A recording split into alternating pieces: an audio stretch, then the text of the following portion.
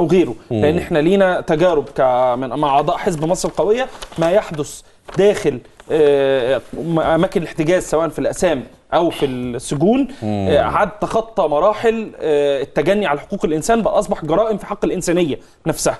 انا عايز كل الكلام ده يراجع. دهب دي مجرد ظاهره صغيره لمرض موجود بجذوره، احنا مش واخدين بالنا منه او بنحاول نتغاضى عنه او نعمل نفسنا مش شايفينه. لا، في انتهاك وجرائم بتحدث في حقوق الانسان في اماكن الاحتجاز والاعتقال اللي موجود فيها كل الناس دي.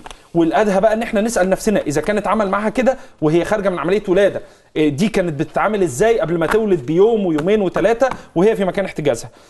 تعقيب سريع بس على اللي قاله الدكتور عبد الحليم قنديل.